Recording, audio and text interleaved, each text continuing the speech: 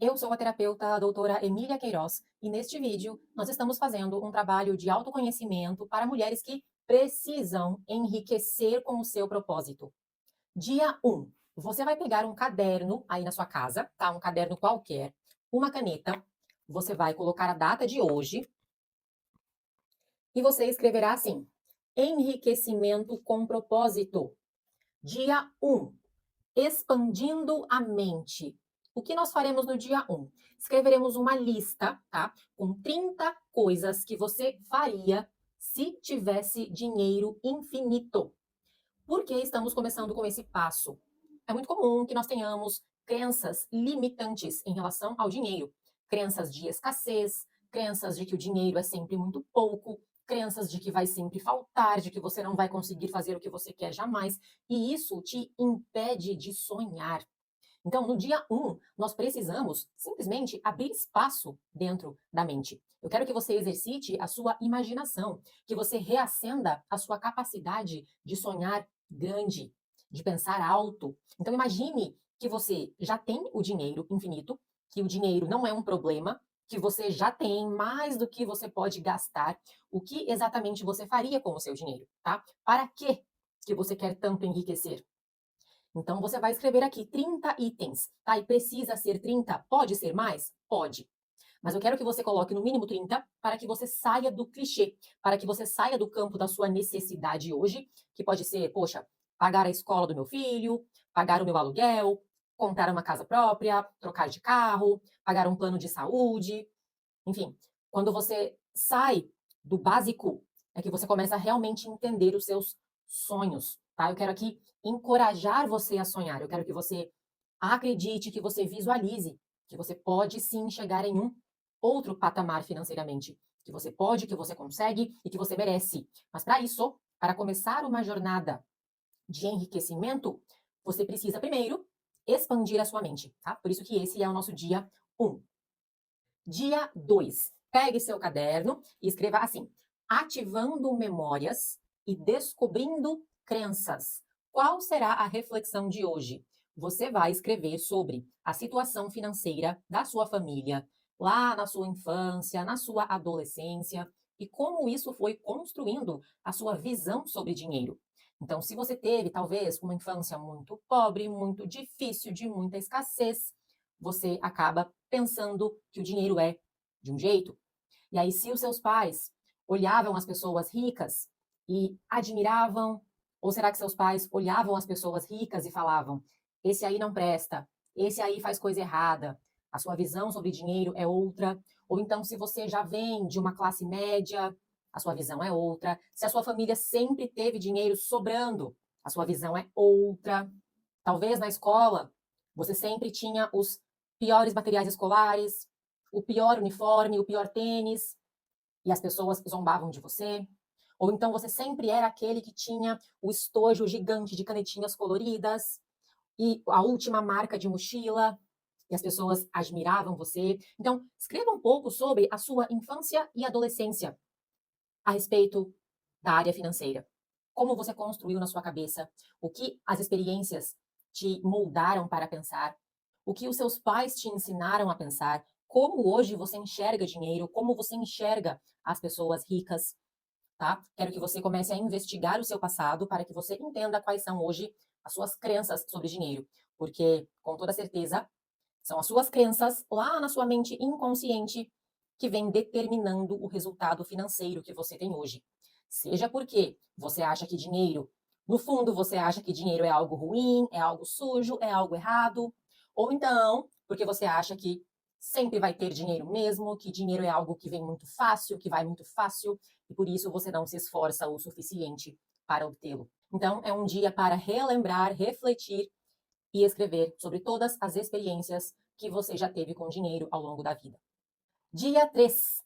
Ainda investigando o seu passado para aprender sobre as suas crenças sobre dinheiro, quero que você escreva no seu caderno uma lista com todos os trabalhos, todos os empregos que você já teve. Qual é a sua experiência?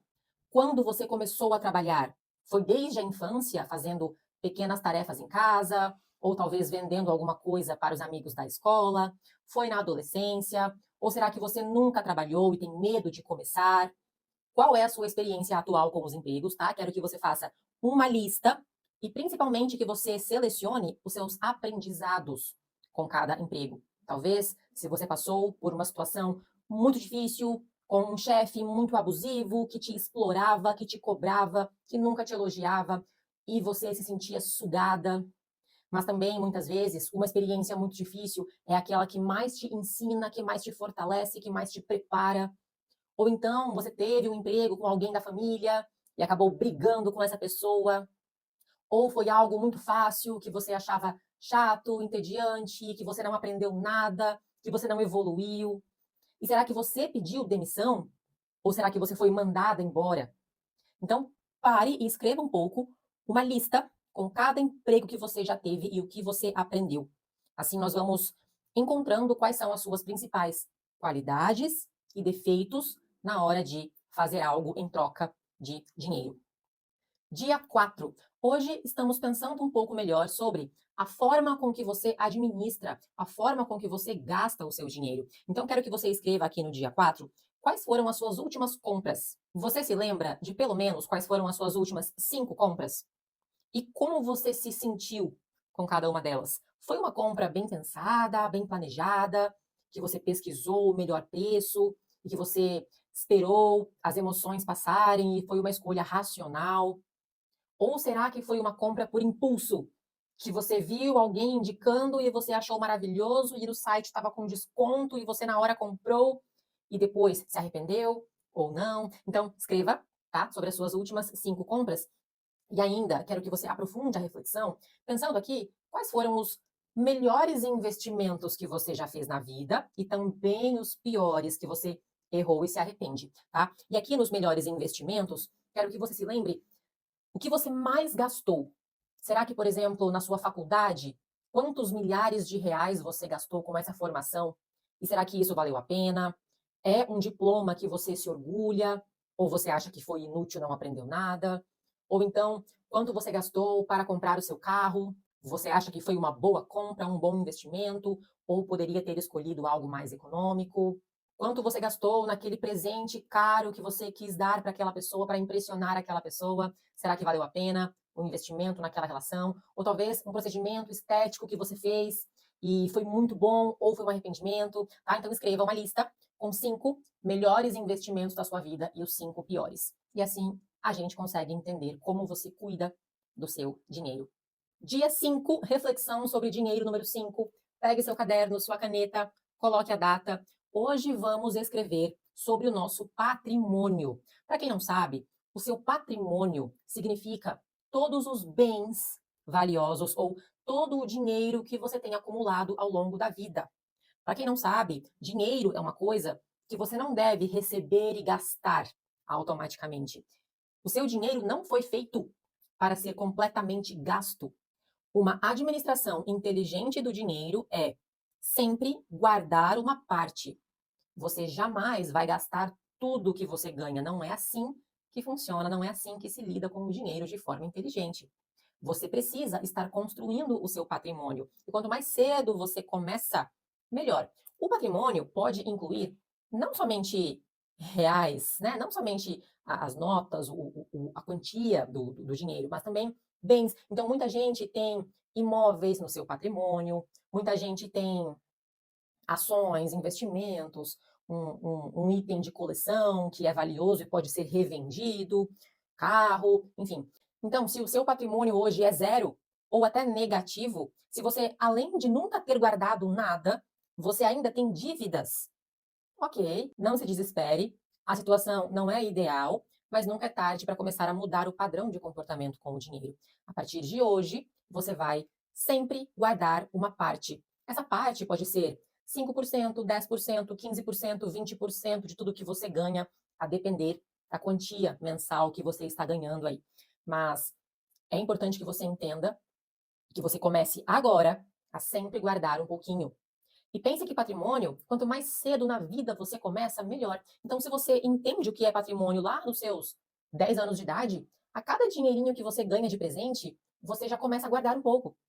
E aí, ao longo da vida, isso vai se multiplicando especialmente se você guarda numa corretora, se você entende o que é renda fixa ou até poupança, isso vai rendendo e acumulando com o passar do tempo. Se você já tem mais de 30 e não começou ainda o seu patrimônio, não será tão fácil quanto começar cedinho na vida, mas nunca é tarde, tá? Quero que você comece hoje a listar aqui no caderno tudo o que você tem. Para títulos de reflexão, coloque na sua lista de patrimônio hoje tudo aquilo que você considera valioso na sua vida. Então, talvez você não tenha dinheiro guardado, mas você tenha uma casa própria, talvez você tenha o seu próprio carro, talvez você tenha uma caneca que você gosta muito, para você é muito valiosa. Talvez você considere que seus filhos são o seu patrimônio, são o seu bem mais valioso. Talvez seja seu cachorro, talvez seja aquela bolsa que você comprou um dia na promoção, tá? Então, quero que você faça essa lista com tudo aquilo que você tem hoje e que você considera valioso.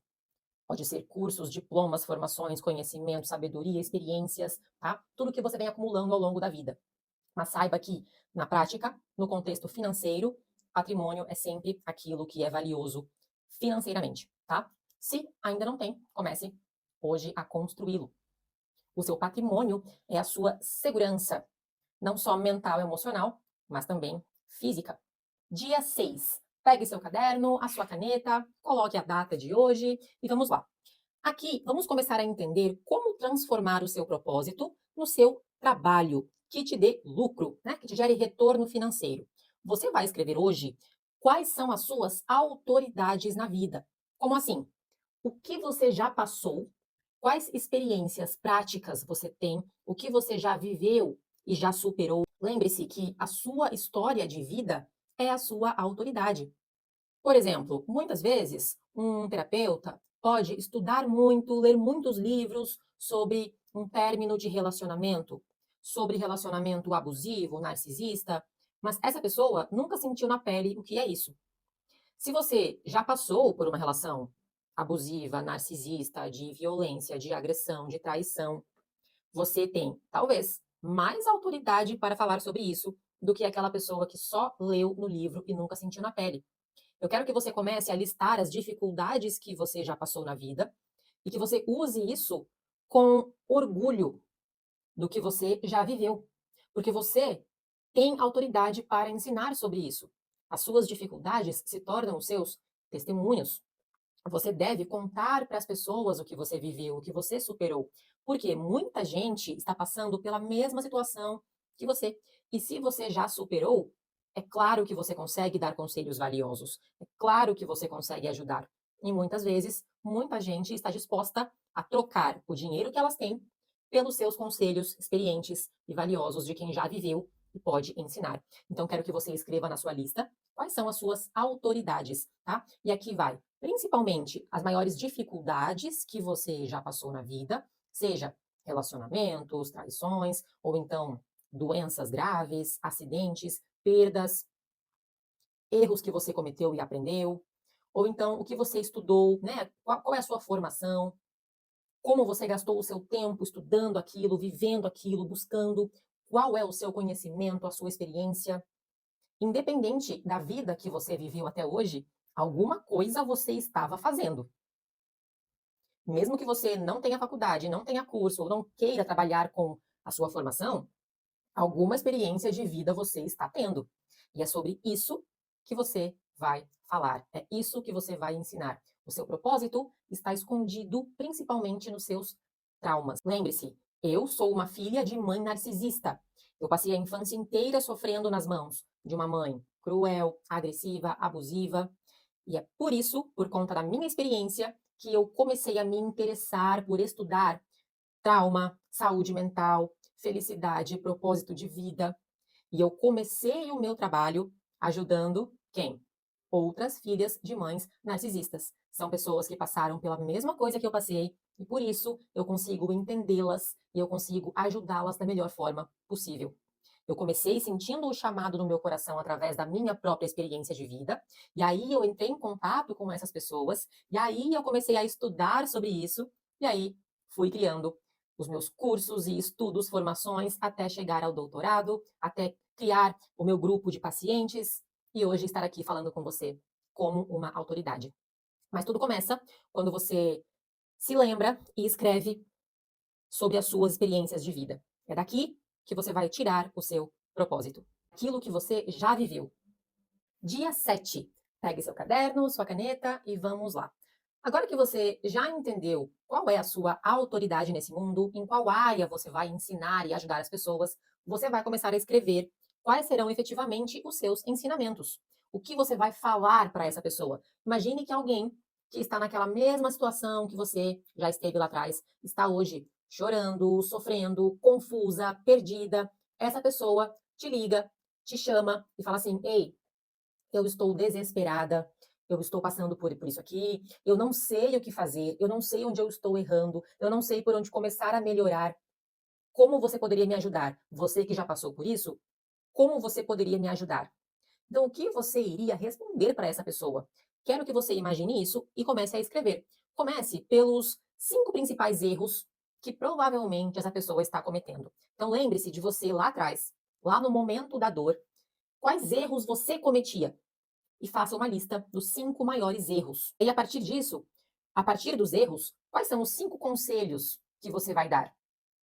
Então, por exemplo, no meu caso da mãe narcisista, se uma filha de mãe narcisista me procura, eu tenho certeza que um erro que ela está cometendo é: ela está esperando validação da mãe.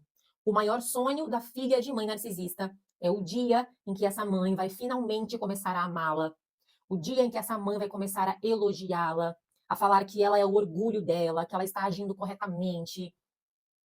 Mas olha só, o conselho que eu daria é: aceite que, infelizmente, esse dia não vai acontecer. Senão, você vai passar a sua vida inteira frustrada, fazendo de tudo que foi possível, mudando completamente quem você é, não cumprindo com nenhum sonho seu, nenhuma vontade sua, sempre fazendo tudo o que ela quer que você faça, na esperança que ela te ame, mas ela jamais vai amar, porque é um defeito mental que faz parte do transtorno. A mãe narcisista não vai ser a mãe que você espera que ela seja. Ela jamais será a mãe amorosa, dedicada, cuidadosa que você sonha.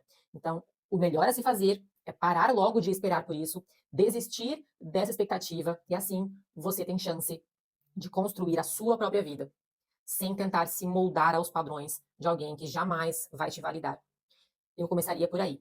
Então, a depender do que é o seu propósito, você escreve aí os 5 erros dessa pessoa e 5 conselhos que você daria para ela. E aí você continua escrevendo aqui também, talvez 5 primeiros passos que ela pode fazer para começar a melhorar. Eu colocaria: comece se afastando dessa mãe. Então, infelizmente, no caso de mãe narcisista, a única chance que você tem de ter qualquer saúde mental é se distanciando dessa mãe, é se afastando. Se possível, vá morar em outra casa, em outro lugar. Fale o mínimo possível. Esse é o primeiro passo. E depois disso, muitos outros, né, para lidar com os seus próprios traumas. Mas aí você pensa aí no seu público, na situação do seu propósito, e vai listando os 5 primeiros passos para que essa pessoa melhore. O que ela precisa fazer.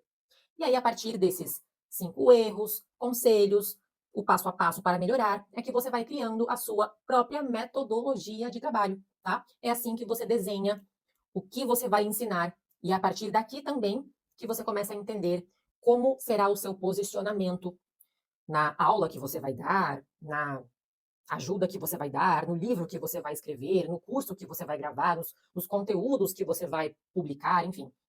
É desse método que você tira o seu posicionamento, tá? Esse passo é muito importante no processo. No dia 8, você vai começar a construir a sua embalagem como profissional.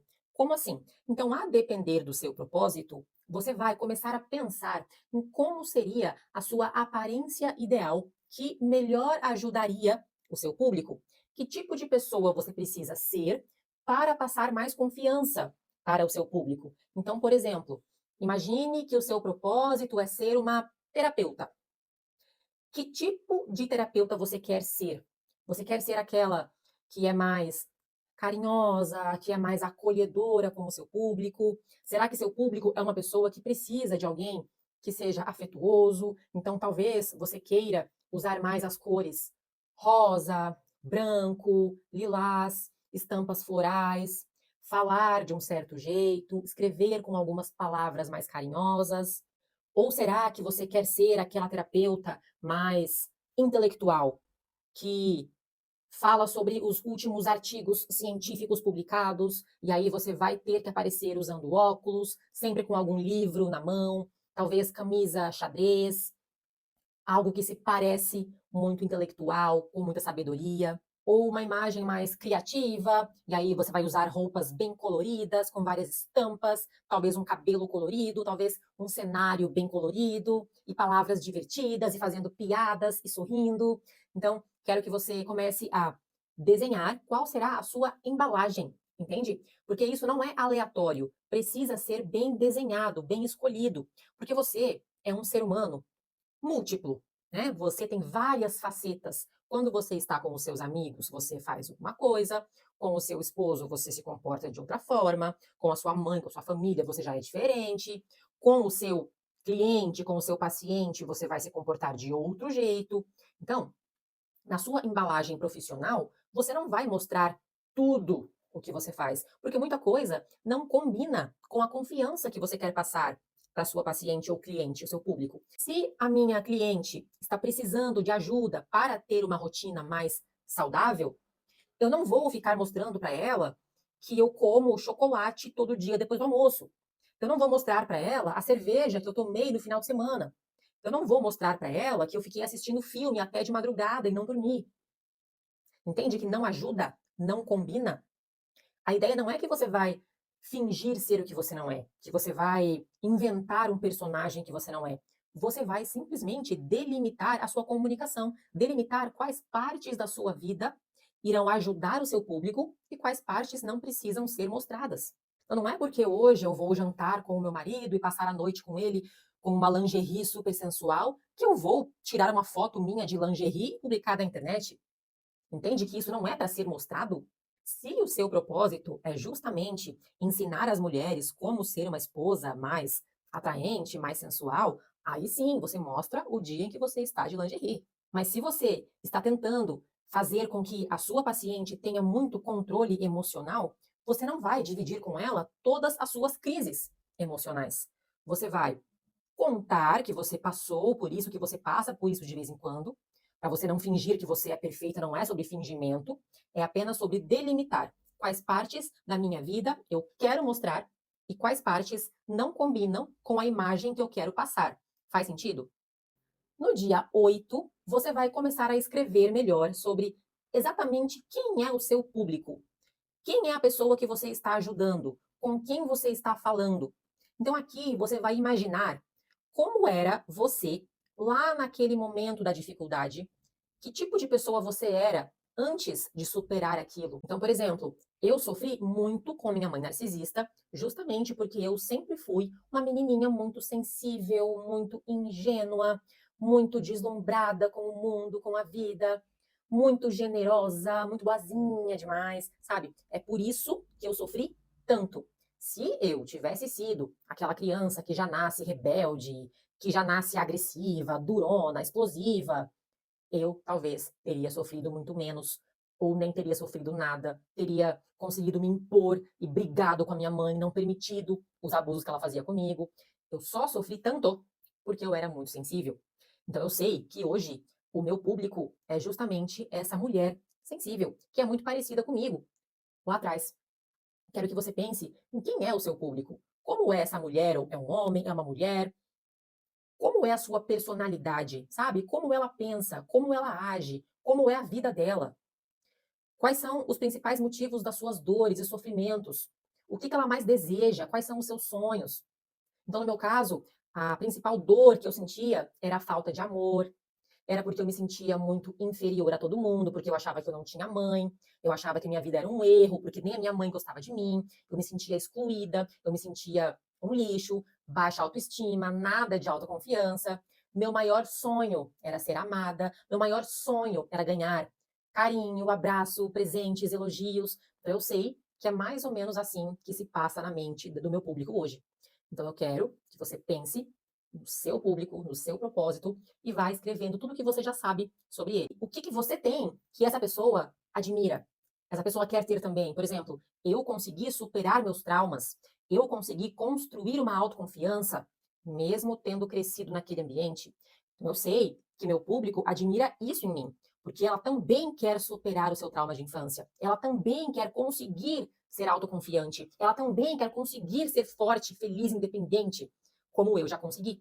Então é isso que eu sei que eu mais devo mostrar, para que ela se inspire na minha vida e veja que é possível e que eu consigo ajudar. O seu público é aquela pessoa que, para tudo que você fala, tudo que você conta, ela vai dizer assim: eu te entendo, eu passei exatamente por isso.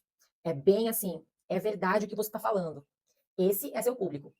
Já aquela pessoa que te escuta e fala assim: não, mas isso aí é exagero, não é bem assim, nada a ver isso daí. Essa pessoa simplesmente não é o seu público. Então, além de você escrever quem é o seu público, escreva também o tipo de pessoa que definitivamente não vai te entender, não vai confiar em você, não vai admirar e respeitar você. São pessoas bem diferentes. Uma mulher que é sensível, que não recebeu amor de mãe e de pai, que é mais traumatizada, que é mais boazinha, essa mulher me entende. É totalmente diferente do outro perfil da mulher que já nasceu agressiva, explosiva, falando alto e achando que ela já é perfeita.